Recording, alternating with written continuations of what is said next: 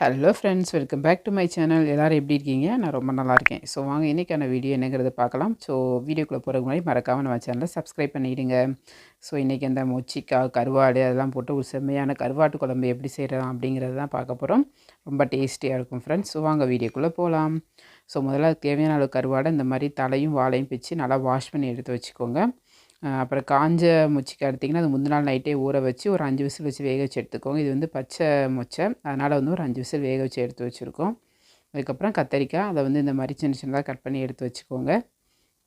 அப்புறம் இதுக்கு சின்ன வெங்காயம் போட்டால் ரொம்ப டேஸ்ட்டாக இருக்கும். ஸோ சின்ன வெங்காயத்தை இந்த மாதிரி குட்டி குட்டியாக கட் பண்ணி வச்சுக்கோங்க. அப்புறம் தக்காளி இந்த மாதிரி சின்ன சின்னதாக கட் பண்ணி வச்சுக்கோங்க. அப்புறம் ஒரு சின்ன எலுமிச்சம்பழ புளியை வந்து தண்ணியில் நனைச்சி எடுத்து வச்சுக்கோங்க. இப்போ வந்து ஒரு மசாலா அரைக்க போகிறோம். அதுக்கு ஒரு மிக்ஸி ஜாரில் கொஞ்சமாக தேங்காய் சேர்த்துக்கோங்க. அது கூட கொஞ்சம் சோம்பு சேர்த்துக்கோங்க. அப்புறம் கசகசா சேர்த்துக்கோங்க, ஒரு 3/4 ஸ்பூன். அதுக்கப்புறமா ஒரு 4-5 சின்ன வெங்காயம் சேர்த்துக்கோங்க. கொஞ்சமாக தண்ணி சேர்த்துட்டு இதை நல்லா மைய பேஸ்ட்டு மாதிரி அரைச்சிக்கோங்க. அரைச்ச பேஸ்ட்டை தனியாக எடுத்து வச்சுருங்க.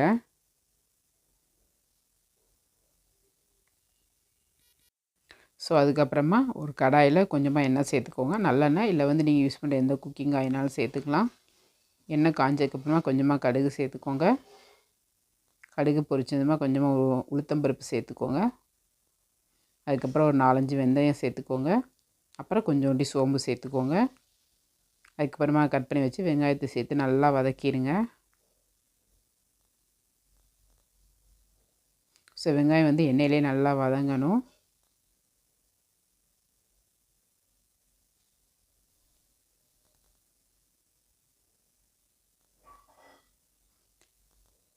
எண்ணெயிலே வெங்காயம் நல்லா வதங்கிச்சுன்னா டேஸ்ட்டே வேறு மாதிரி இருக்கும் ஃப்ரெண்ட்ஸ். அதுக்கப்புறமா கொஞ்சமாக கருவேப்பிலை சேர்த்துக்கோங்க. கருவேப்பிலை சேர்த்துட்டு அதையும் சேர்த்து நல்லா வதக்கி விட்ருங்க. ஸோ இந்த கருவாட்டு குழம்பு வந்து சுடு சாதத்தில் போட்டு சாப்பிட்டிங்கன்னா அவ்வளோ டேஸ்ட்டாக இருக்கும். அதுக்கப்புறம் கட் பண்ணி வச்சு தக்காளியை சேர்த்துக்கோங்க. தக்காளி சேர்த்து நல்லா வதக்கிடுங்க. கொஞ்சமாக உப்பு சேர்த்துக்கோங்க. அப்புறமா கொஞ்சோடி மஞ்சப்பொடி சேர்த்துக்கோங்க. ஒரு 1/4 ஸ்பூன் மஞ்சப்பொடி சேர்த்து வதக்குறீங்கன்னா தக்காளி வந்து ஈஸியாக வதங்கிடும். ஸோ இப்போ வந்து ஒரு தொக்கு மாதிரி வர அளவுக்கு நல்லா வதக்கி விட்டுக்கோங்க. ஸோ இந்த கருவாட்டு குழம்புக்கு களி செஞ்சு சாப்பிட்டிங்கன்னா அதுவும் டேஸ்ட்டாக இருக்கும். இல்லை சாதத்தில் பச்சைஞ்சு சாப்பிட்டாலும் அதுவும் செம்ம டேஸ்ட்டாக இருக்கும் ஃப்ரெண்ட்ஸ்.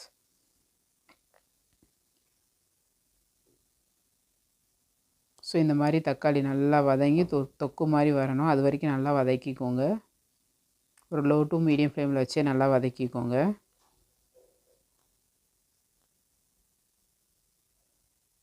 ஸோ அதுக்கப்புறமா நம்ம வந்து கட் பண்ணி வச்ச கத்தரிக்காய் சேர்த்துக்கலாம். கத்தரிக்காய் சேர்த்துட்டு நல்லா வதக்கி விடுங்க.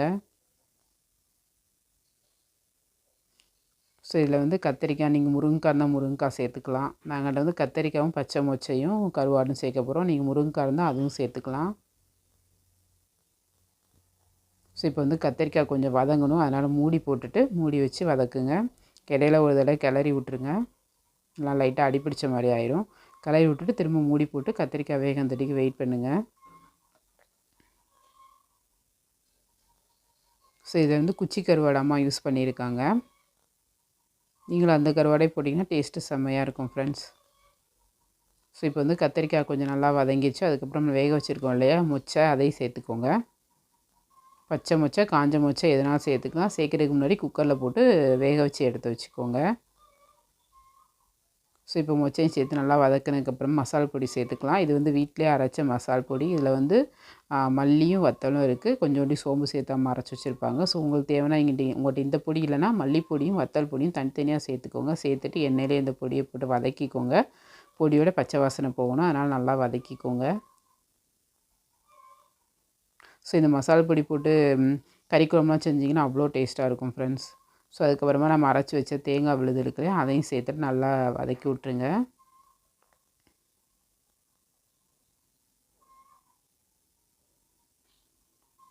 ஸோ நல்லா வதக்கினதுக்கப்புறமா கொஞ்சம் மிக்ஸி ஜாரை கழுவி கொஞ்சம் தண்ணி சேர்த்துக்கோங்க. சேர்த்து நல்லா கலந்து விட்ருங்க.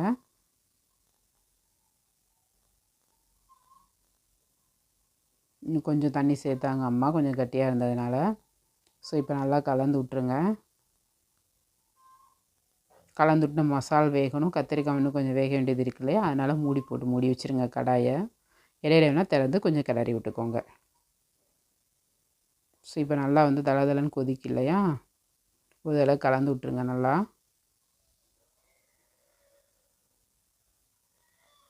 இப்போ வந்து நம்ம கரைச்சி வச்சுருக்கோம் இல்லையா புளி தண்ணி, அதை சேர்த்துக்கோங்க. புளி உங்களுக்கு எவ்வளோ வேணுமோ அந்த அளவுக்கு டேஸ்ட்டு பார்த்துக்கோங்க. டேஸ்ட்டு பார்த்துட்டு கொஞ்சம் கொஞ்சமாக புளி தண்ணியை சேர்த்துக்கோங்க. ரொம்ப சேர்த்திங்கன்னா புளிக்கிற மாதிரி புளிக்குழம்பு மாதிரி ஆயிரும். ஸோ கொஞ்சமாக சேர்த்துக்கோங்க. இப்போ உப்பு, காரம், புளிப்பெல்லாம் டேஸ்ட் பண்ணி பார்த்துட்டு தேவைப்பட்டால் உப்போ காரமோ சேர்த்துக்கோங்க. ஸோ இப்போ நல்லா தளதளன்னு கொதிச்சிச்சு. கத்திரிக்காயும் கொஞ்சம் வெந்துருச்சு இல்லையா, இப்போ வந்து நம்ம வந்து கழுவி வச்சுருக்கோம் இல்லையா கருவாடை, அதை சேர்த்துருங்க. சேர்த்துட்டு நல்லா கலந்து விட்டுட்டு மூடி போட்டு மூடி வச்சுருங்க. கருவாடு கொஞ்சம் வேகட்டும், இல்லை அப்படியேனாலும் நீங்கள் வேக வைக்கலாம். உங்களுக்கு தண்ணி கன்சிஸ்டன்சி பார்த்துக்கோங்க. தேவைப்பட்டால் தண்ணி சேர்த்துக்கோங்க. ரொம்ப குழம்பு கட்டியாக இருக்குன்னு நினச்சிங்கன்னா கொஞ்சம் தண்ணி சேர்த்துக்கோங்க. சேர்த்துட்டு நல்லா கலந்து ஊற்றிட்டு கருவாடு வேகந்தடிக்கு வெயிட் பண்ணுங்கள்.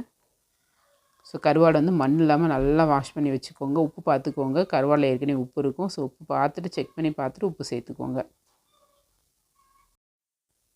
ஸோ கருவாடு சேர்த்ததுக்கப்புறமா நீங்கள் வந்து கடாயை மூடி போட்டு வேக வச்சாலும் சரி, இல்லை அப்படியே வேக வச்சாலும் சரி, ஸோ வந்து மூடி போட்டு நல்லா வேக வச்சுக்கோங்க. ஒரு 5 மினிட்ஸ் லோ ஃப்ளேமில் வச்சிங்கன்னா கருவாடு வந்து செம்மையாக வெந்துடும்.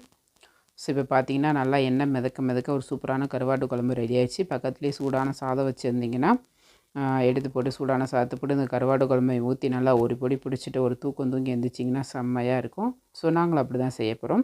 மறக்காமல் ஒரு தடவை இந்த குழம்பை ட்ரை பண்ணி பாருங்கள். மறக்காமல் நம்ம சேனலை சப்ஸ்கிரைப் பண்ணுங்கள். தேங்க்ஸ் ஃபார் வாட்சிங். டாடா பாய்.